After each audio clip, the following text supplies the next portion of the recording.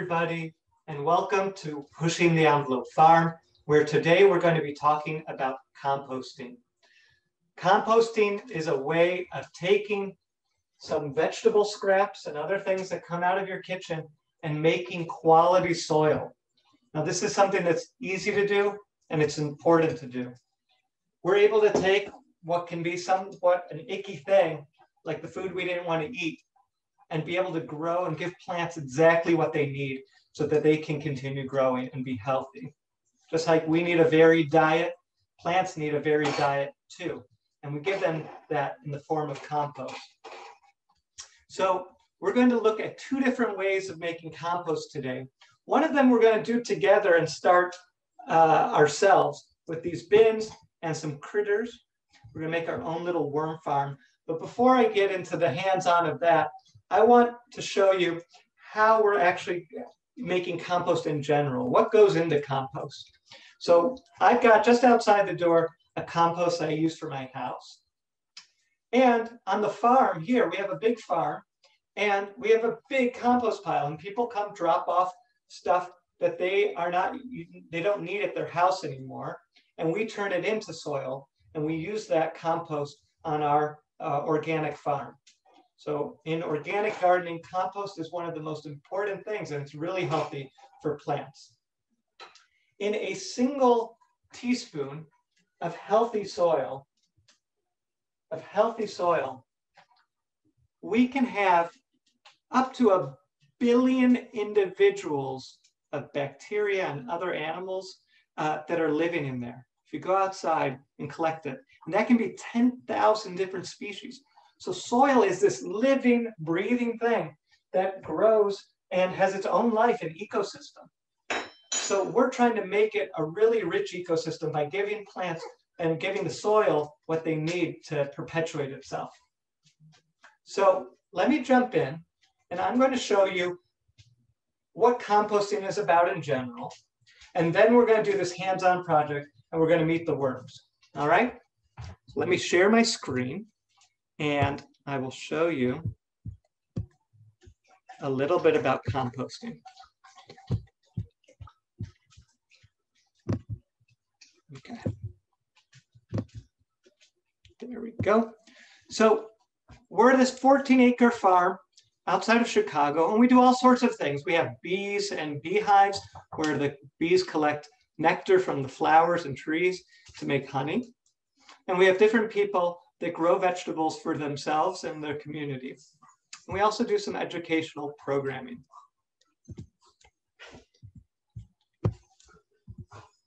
So people come and they'll help out and plant. And if you're in the Chicago area, look us up. And over the years, we've planted all sorts of fruit trees and nut trees as well, in addition to our vegetables. And you know what loves this good quality compost that we're making is those trees. They love it and they thrive when we give it to them.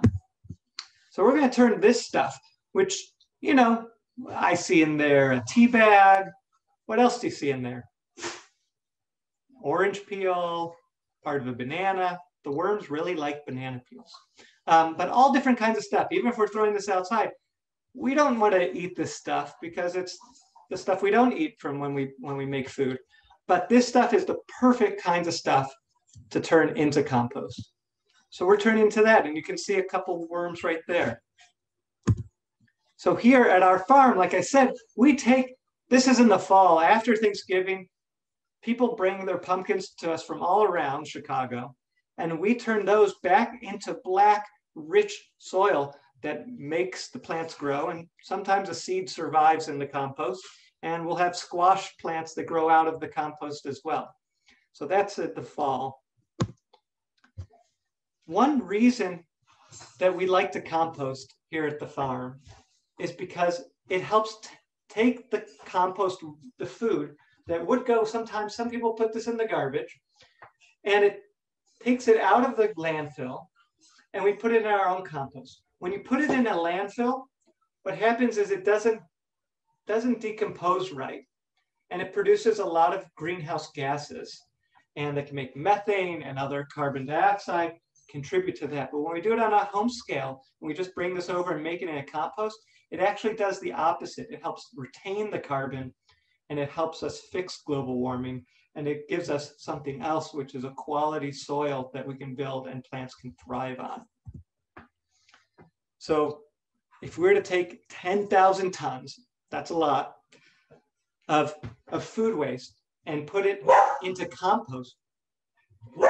Sadie, come here. We might have to give Sadie a special treat to keep her quiet, so don't tell anyone. Come on. Come here, Sadie. All right, I'm going to give Sadie a treat. We could save, it's the equivalent of taking over 6,000 cars off the road. So we capture this carbon and we bring it into our soil, and we keep the methane from being emitted as well. So you're going to see, if you start looking online, you say you want to do composting. Composting is not a big deal, but it's important to do. And it's important to know a few rules to do it, so it doesn't smell. You can buy a composting bin. These are 2 plastic bins that you can buy at any hardware store. And there's other ways to make them yourself. There's a lot of designs online. And basically, what they're all trying to do is keep it in a contained area. If you've got an area with maybe more squirrels or raccoons, maybe you want something that can close on the top, unless you like having squirrels or raccoons around, in which case you might have it open. I have an open one here, and an opossum comes out at night, and sometimes you'll see it slowly eating whatever I threw, if it's some vegetable peels or something else. This is one that somebody made out of wood. So basically you're making a little box that has holes in it so that air can get in. And my personal favorite is a 3-bin system. If you have room for it, and this is an outdoor thing, 3 bins is great because you fill up 1 bin and it'll sort of settle down after you put it in. And when that bin fills up, you go to the 2nd bin, and then it settles down, and then the 3rd bin, and the same thing. And by the time you fill up the 3rd bin, usually the 1st bin is totally done. Some people, and then you can use that at your garden, they'll be ready. Some people like to turn their compost, which is a lot of work, and you don't have to do it if you're not in a rush for your compost. But if you want your compost to be made more quickly, then I would say you could do some turning of it as well with a pitchfork. So what can you put in your compost? For a big compost, like at the farm here, you can put anything. Like the one with the pumpkins, you can put meat and cheese and vegetables and other things. But when you're doing it at home, you got to follow a little bit different rules, because some things get a little stinky. Maybe it attracts some animals that you don't want there. Maybe it takes a little longer. So the things in green over here, eggshells, broccoli, bananas, banana peels, bread, leaves, all these kind of things, those are great. The things that we want to avoid for a home compost that we're talking about today is things that are oily, things that have meat or cheese. Those might attract animals and things like that. So we're just tending towards vegetables. A little bit of the other stuff is okay, but know that you might bring some other critters around. Here's another way of looking at it. So first we've got our list of what we said of like the good things in here. I can show you, I've got some parsley that was in the refrigerator a little too long, and a lemon peel, different onion scraps. Those are all going to go into our compost. And that's considered anything that's food scraps, grass clippings, any kind of eggshells. Those are what we call, even though they're not all green, we call those the greens.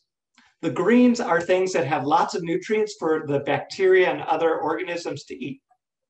Brown is stuff that takes longer to decompose. So now if you walk outside and you see a leaf that hasn't decomposed yet, even though it might be summer, that's because it's a little bit harder to chew. It's a little bit harder for those bacteria and other organisms to break down. And those are considered our browns.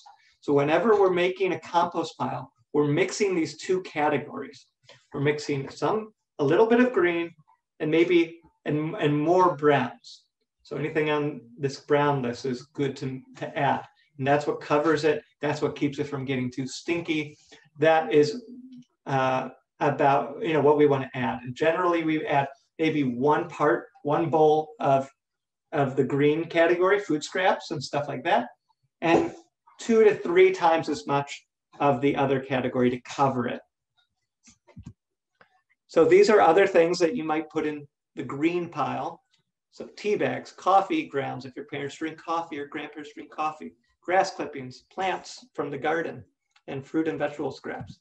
The other side, that stuff we cover it with, is cardboard if you tear it up, shredded newspaper, leaves, pine needles, straw, even stuff, the dryer lint that comes out of the dryer. So that's what it would look like once we pour our vegetables down and our fruit scraps, but then we want to cover it. And we cover it totally so that you can't see any vegetables. And that's what keeps the flies away. And it also makes it so it is a good place for the bacteria to be able to breathe and grow. So at the end of the day, or at the end of the month, you can see the top is where we put in new food scraps, but if you look down lower, it looks like soil, and it almost is soil. It's not exactly soil, but we add that to soil, and the soil is perfect. So that is our finished compost. And we can take that and put that around trees. You can mix it into your soil if you're doing vegetable or flower planting. And that is a great thing for your plants, and it's a great thing for the planet.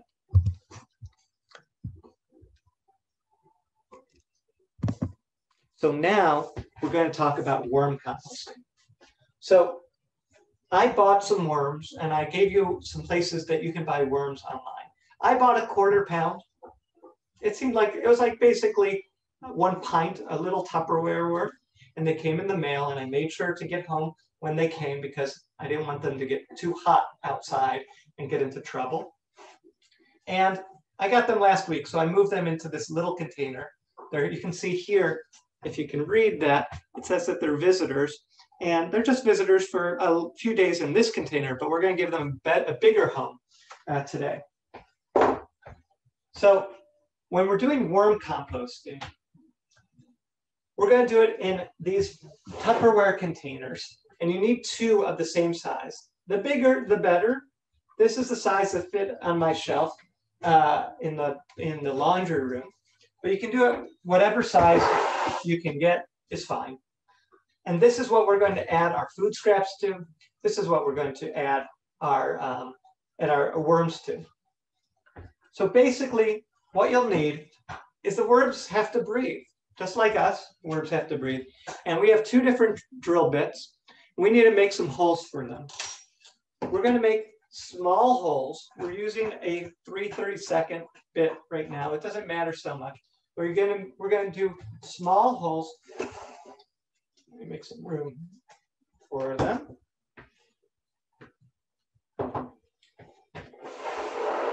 We can make about 20 holes on the top here. And if you want to add, if you want to draw them first and then do the drilling together, you can do that. Or you can do it, just put some holes in it. We're doing small holes on the top and the side. And on the bottom, where we might get some moisture, we're going to use the bigger one, which is about 3/16 size. Again, the exact size doesn't matter. Now, in the bottom bin, I'm putting 2 pieces of wood. You can use a flower pot or a jar or a brick, just to give a little bit of airspace so that the top and bottom aren't touching so closely, but they'll give a little bit of airspace. So you want a little bit of air around this top bin here with the holes, and that's how the air is going to get in for the worms. So I'm going to drill a little bit, and after that, we're going to add our worms to this. So I'll start with the bottom, and I'm going to use the bigger drill bit.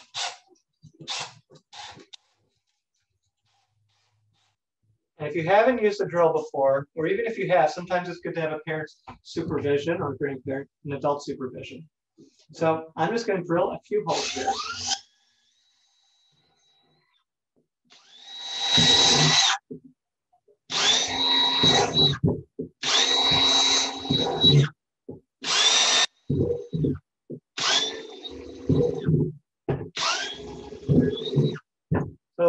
going to continue in a little bit, but you can drill that across the whole bottom. And then with the smaller drill bit,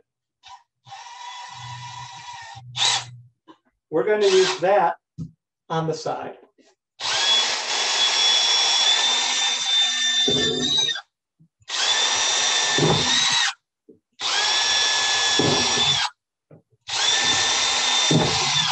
And I'll continue doing that around the whole bin and even on the top. So I'll put a few on the top, and off camera, I'm going to do the rest of them.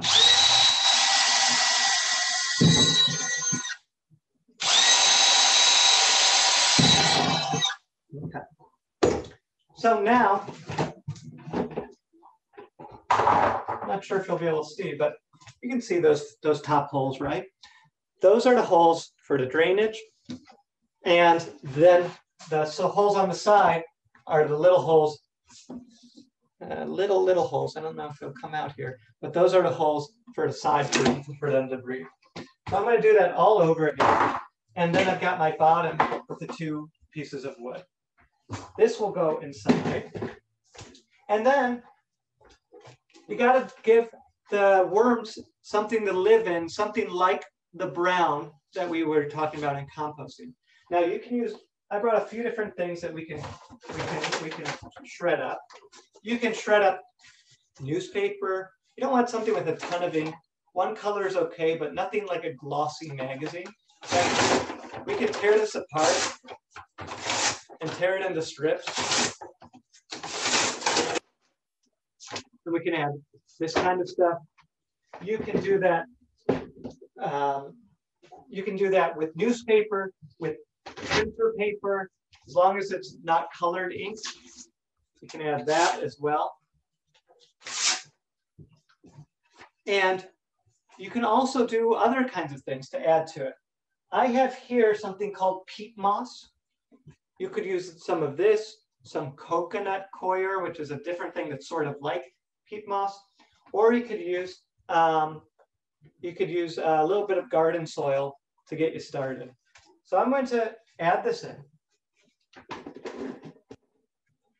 And one thing to know is, worms can't handle too dry and they can't handle too wet.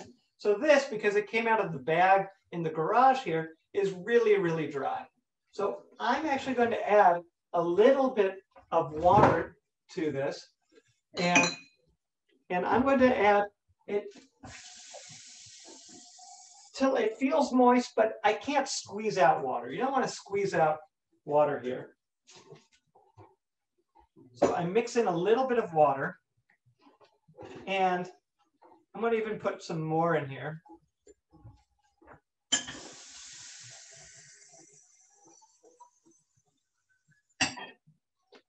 And I'm going to add this water in.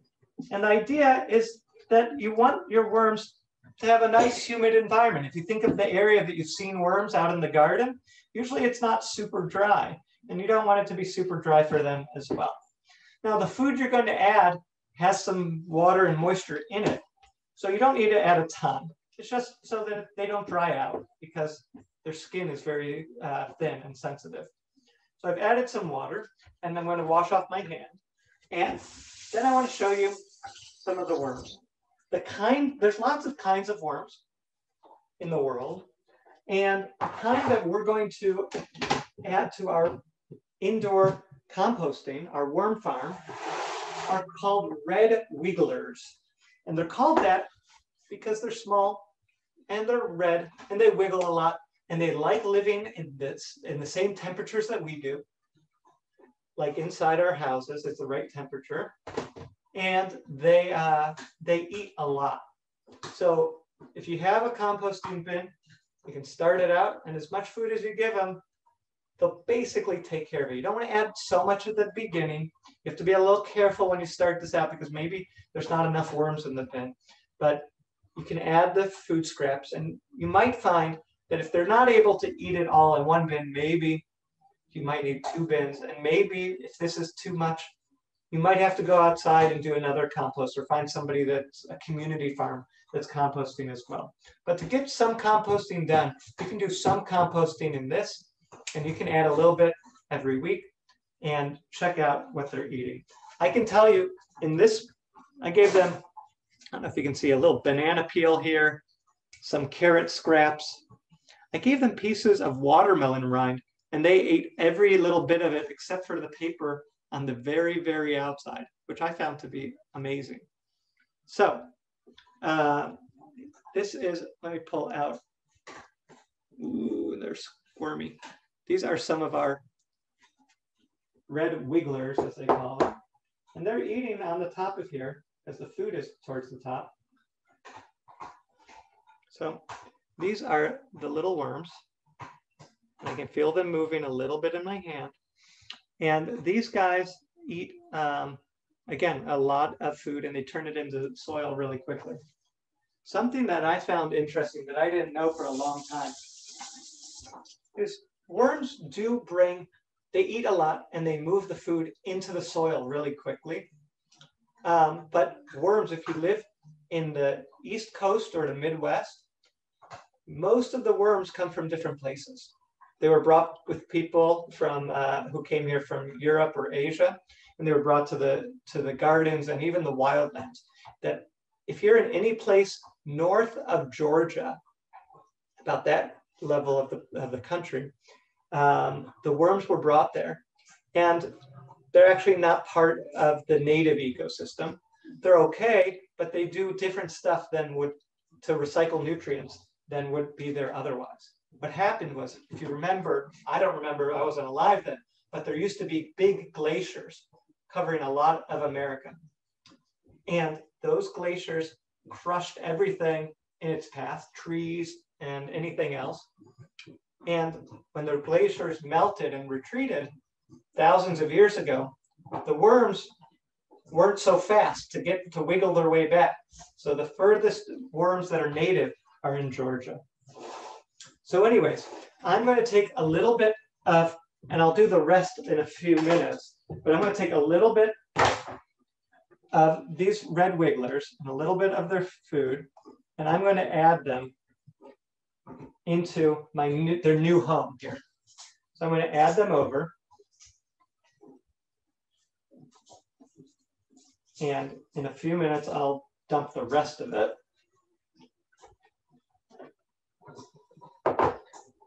And then I'm going to cover it with some shredded paper, maybe a little bit more of that peat moss or coconut coir or leaves. And you want to cover that a little bit. And that will give them, and then you just clip on the top. That is our new little worm farm. You can check on them, see how they're doing, and if you reach your hand in there and take a look if they're eating the food. And it's amazing how they transform what is our food waste, like this, into black, good soil. And let me tell you, I just got these worms a couple weeks ago, but earlier in the year, I needed some what are called worm castings, which is basically worm poop. And people pay money for this stuff, which is crazy. And I even paid money for this stuff. But you can make your own, and this is great, great fertilizer for all your plants. And I'm going to give a little bit of this stuff right now over to the fig tree. Now, when I'm able to make my own, which will be in a little while, a couple weeks or maybe even a couple months, I'll add some of this stuff over to here, and that's going to help them out a lot. So that's what I have to teach you today about composting. Composting is one of something that happens in nature all the time. And if we follow just some general rules, it's great to have around us. So we don't want it to be too smelly, so we add enough browns to the food scraps. We cover them up so that flies don't go there. And we make sure it's moist enough, especially if it's inside. So it's not, we don't want it soaking wet, but we want it to feel a little bit damp. And if you do that, your worms will thrive. And if you're doing it outside, I usually let nature take its course, put it in a bin, and maybe cover the bin if we don't want critters around. And then after a couple months or a year, you'll have some great quality compost. So it's one of these things. I sort of think of compost like the idea of tshuva, of something that we, on Rosh Hashanah, right? We think about the things we've done. Maybe we don't like all the parts of ourself perfectly how they are. Maybe it sort of feels like a broken eggshell or a scrap of onion. But after we treat it right, after we think about it and we put it out there and think about it and let it reflect and let nature take its course, we turn that into some top quality compost that we can use to make our plants thrive and the rest of our lives thrive. So with that, I hope you learned a little something, and it was great being with you.